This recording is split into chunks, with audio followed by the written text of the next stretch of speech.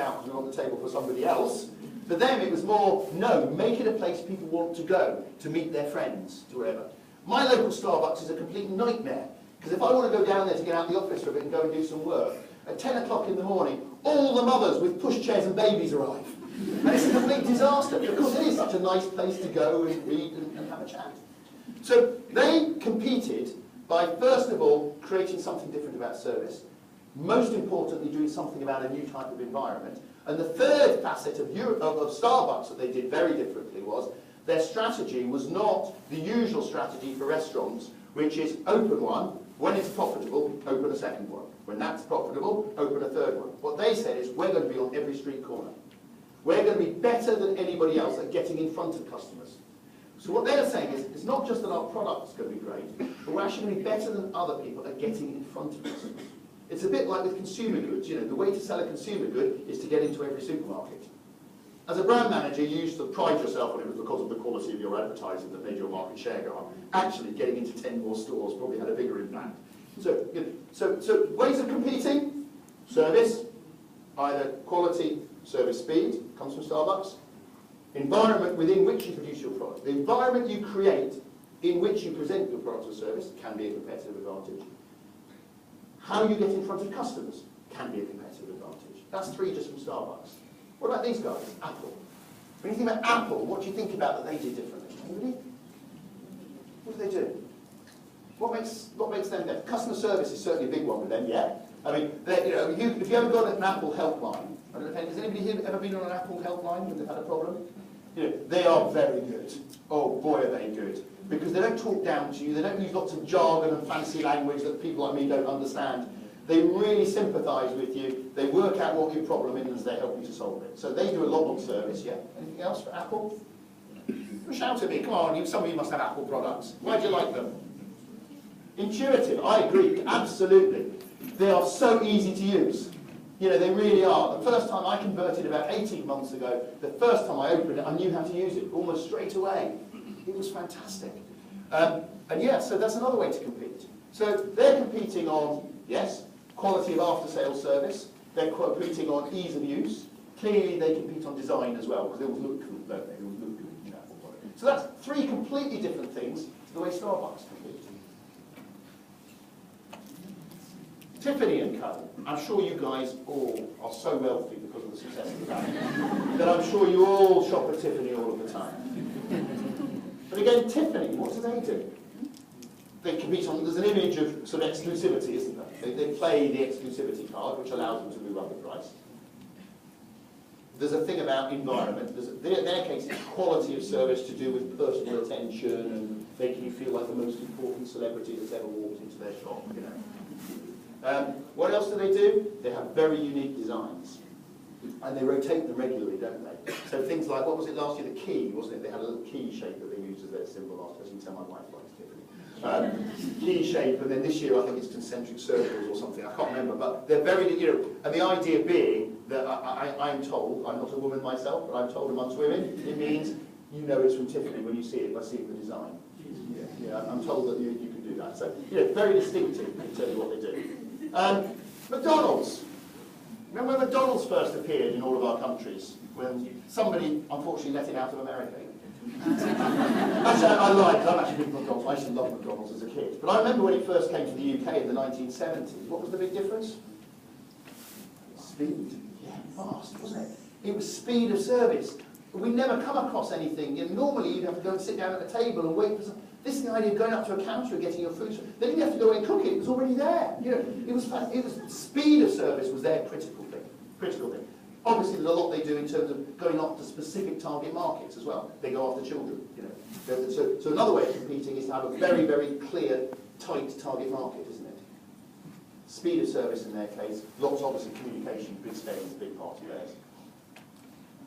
One of my favourite brands in the world. I love this brand.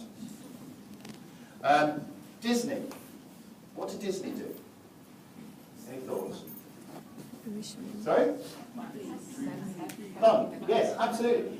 They work on a principle of feelings. It's about the magic.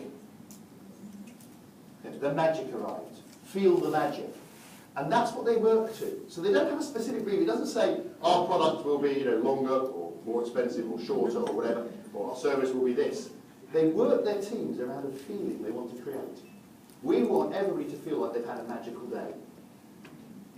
And then that opens the door to lots of different ways of doing that, doesn't it? I remember, again, a short story on this one. I do remember the first time for me with Disney was, well, it actually wasn't the first time. We'd been to theme parks before, and it was the first time for my youngest son to go on a particular ride. When we'd been before, he wasn't tall enough to go on this helter-skelter ride thing. And this year he was tall enough, so he was really excited. So we went on the ride. And it was great, and he had a great time, and he came out with a big grin on his face. He had a wonderful time. And as he's walking off the ride, one of the Disney ladies comes along to him. And the first thing she does, she comes down on one knee, so she's down at his height. Great customer service, eye to eye, not talking down at all. And she talks to him and she said, "You've just been on that ride. Did you enjoy it?" "Yeah, it's my first time. It was really good." She said, "I'll tell you what then. Can you tell me who this is?" Donald Duck or something, I don't know. 3 badges. "Can you tell me who they are?" She knew he'd know the answers. He said, "Because you've been so clever at answering my quiz questions, I've got a treat for you. Come with me, bring your brother as well." And what she did, she took the 2 of them back to the front of the queue so they could go on the ride again without having to wait another half hour or so. Now, simple little thing, I'm sure she does that 30 or 40 times a day, and it's a complete formula. But for my child, it was the magic. You know, and how many people has he told that story to? How many people have I told that story to? You know, the point about it is, they home in their competitive advantage on a feeling they want to create, and then there are just so many different ways of doing it. And when we get onto customer promises in a few minutes, you know, I would argue that if you can create a customer promise around customer feelings, it's a really powerful tool sometimes that you can actually use. I always put that one on. I mean, for those of you not familiar with it, this was the first of the low-cost carriers. This was the model that a lot of people copied, Southwest Airlines in America. And that was the thing that EasyJet and Ryanair and Air Asia Express, is it? Asia. The ones like that, they all came from. And again, the reason I bring this one up is to say that, you know, frankly, I don't want to compete on price. Because when you compete on price, it says you fail to create value for a customer, to be honest with you. But if you are going to compete on price, you need to do what these guys did, which is create the lowest cost operation. And actually, they didn't compete on price in the early days. They competed on efficiency. They said, we are the most punctual airline because we close the door and we go.